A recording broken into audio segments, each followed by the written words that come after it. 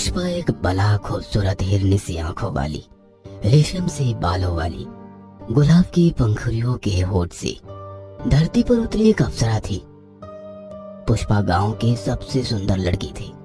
पुष्पा की खूबसूरती के चर्चे सिर्फ उसके गांव में ही नहीं बल्कि आसपास के गांव में भी था। उसकी जैसी खूबसूरत लड़की कहीं नहीं थी। पर पुष्पा के पिताजी बहुत गरीब थे, इसलिए पुष्पा का साथ तो हर कोई चाहता था, पर उससे कोई शादी नहीं करना चाहता था। पुष्पा के पिताजी पुष्पा की शादी के लिए बहुत चिंतित रहते थे।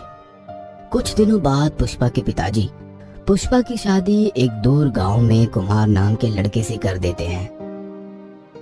पुष्पा के इस गांव में आते ही गांव के सारे मर्दों की नजर पुष्पा के चमकते बदन पर पड़ती है, और पड़े भी क्यों ना, पुष्पा की खूबसूरती के आगे गांव के फूल भी शर्मा रहे थे। पुष्पा को देखकर गांव का एक आदमी कहता है, कुमार बाबू, बड़ा चमकता सोना लाए हो। इस सोने से थोड़ा हमें भी चमकाना, भूल ना जाना। पुष्पा को ये बात जरा पसंद ना आई, पर वो इस गांव में आज ही आई थी तो उसने चुप रहना ही उचित समझा। पुष्पा दिन भर घर का काम करती, कभी पानी लाना, खाना बनाना, इन सब में उसका दिन बीत जाता था। शादी के कुछ दिन बीत गए। अब कुमार थोड़ा परेशान परेशान रहने लगा। क्या हुआ जी? मैं देख रही हूँ आप आजकल बहुत परेशान दिख रहे हैं। कुछ भी तो नहीं, कहाँ परेशान। ठीक है। फिर कुछ दिन और बीत गए और एक दिन कुमार पुष्पा से आकर कहता है, मुझे तुमसे कुछ कहना है पुष्पा। हाँ कहो, क्या कहना चाहते हो? वो बोलो भी अब। मैंने तुमसे ये बात छुपाई, पर अब वक्त आ गया है कि मैं तुम्हें ये बात बता दूं। पुष्पा, इस गांव में एक रीत सदियों से चली आ रही है, और जो इस रीत को नहीं मानता उसको मौत की सजा सुनाई जाती है। ऐसी भी क्या रीत है, बताओ जरा। नगर वधू। क्या? हाँ पुष्पा, नगर वधू। इस गांव में जो भी नई दुल्हन आती है उसे गांव में 1 महीने के लिए नगर वधू बनना पड़ता है। फिर गांव के मर्द उस वधू के साथ संबंध बनाते हैं। ये रीत इसलिए चली आ रही है ताकि गांव बुरी शक्तियों से बचा रहे। इस रीत को हर नई वधू मानती है, और नहीं मानती है तो पूरे परिवार को मौत की सजा दी जाती है। मैं ये बात तुमको कब से बताने वाला था, पर हिम्मत नहीं जुटा पा रहा था। पर अब ये रीत तुमको पूरी करनी ही पड़ेगी। नहीं, मैं ये रीत कभी पूरी नहीं करूँगी। मैं मर जाऊंगी पर ये रीत कभी पूरी नहीं करूँगी। पर पुष्पा, फिर हमारे पूरे परिवार को मार दिया जाएगा। जो भी हो, मैं ये रीत कभी पूरी नहीं करूँगी और मैं इस रीत के खिलाफ लड़ूंगी। धीरे धीरे ये बात पूरे गांव में फैल जाती है कि पुष्पा नगर वधू नहीं बनना चाहती। एक दिन गांव में सभा बुलाई जाती है।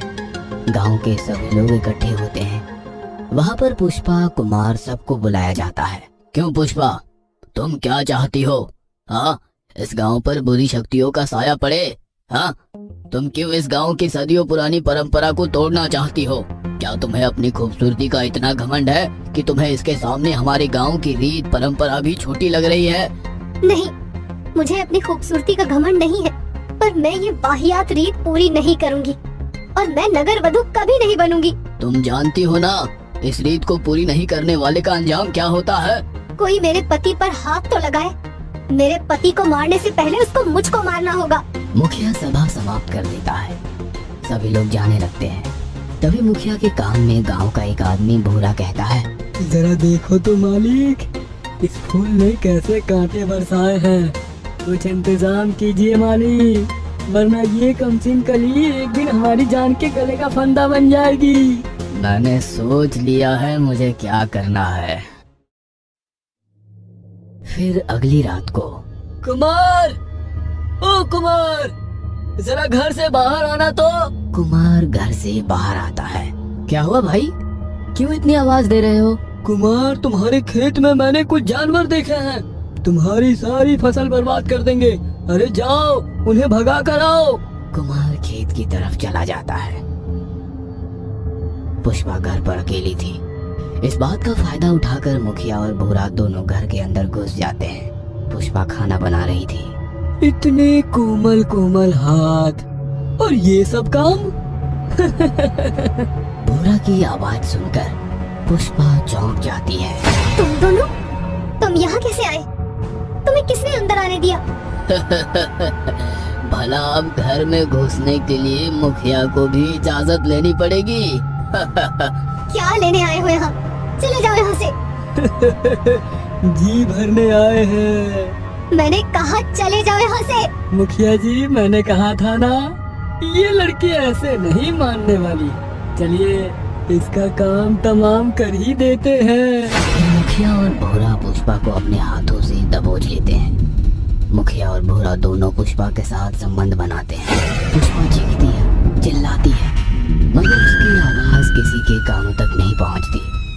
मुखिया और भोरा दोनों चाकू से पुष्पा का गला रीत कर मार देते हैं और घर को आग लगा देते हैं। कुमार आकर देखता है तो उसका घर आग में लिपटा होता है। गांव वाले भी वहां आ जाते हैं और आग को बुझाने की कोशिश करते हैं, मगर बहुत देर हो चुकी थी। पूरा घर जलकर खाक हो जाता है। पुष्पा, तुम मुझे छोड़कर नहीं जा सकती पुष्पा। देखा गांव वालों, इसने नगर वधु बनने से इनकार कर दिया था और आज इन बुरी शक्तियों ने इसके साथ क्या हश्र किया। गांव की रीत सदियों से चलती आई है और चलती रहेगी। इस हादसे के दूसरे दिन बाद ही कुमार गांव छोड़कर चला जाता है। कुछ साल बाद गांव का ही एक लड़का नई शादी करके वधु को अपने गांव लाता है। वह लड़की भी कम खूबसूरत नहीं थी। उसको देखकर मुखिया और भोरा आहें भरने लगते हैं।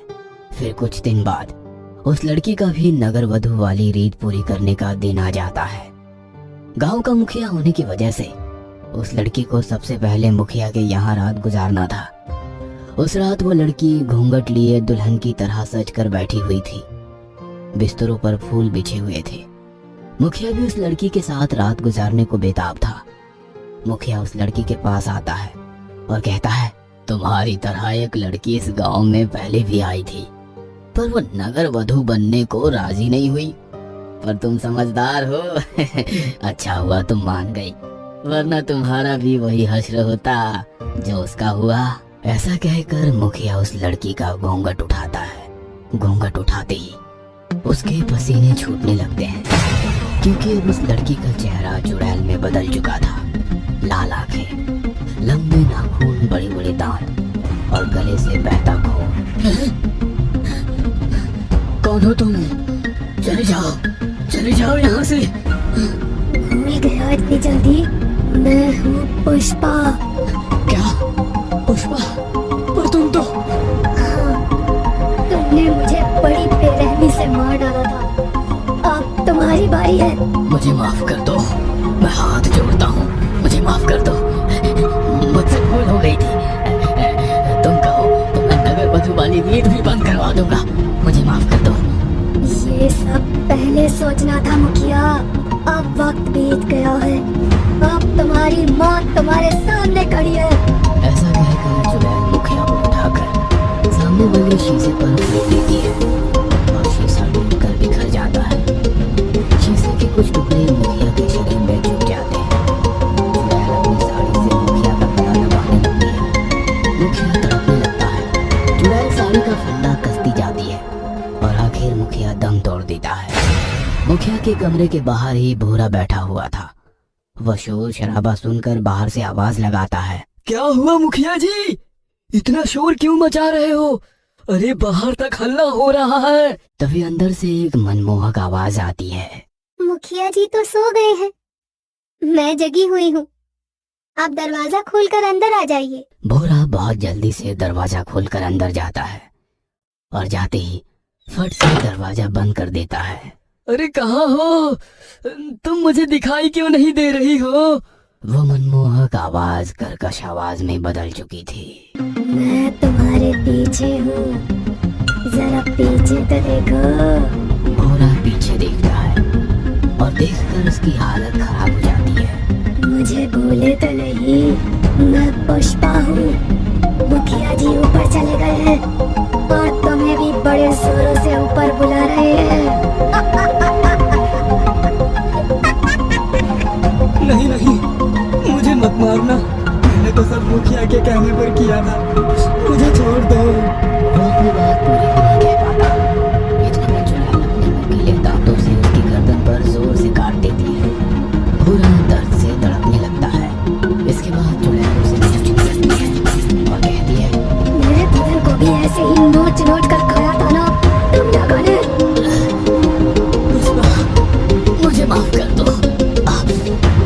बार के लिए मुझे छोड़ दो। लक्ष्मी ने चाकू उठा लिया और मुखिया ने भोरा की लाश को लेकर गांव के चौराहे पर टांग देती है और दीवार पर लिखती है, नगर वधु की तरफ से गांव वालों को सप्रेम भेंट। अगली सुबह गांव के सभी लोग मुखिया और भोरा की लाश को देखकर समझ जाते हैं और उस दिन के बाद से ही गांव में नगर वधु वाली रीत खत्म हो जाती है।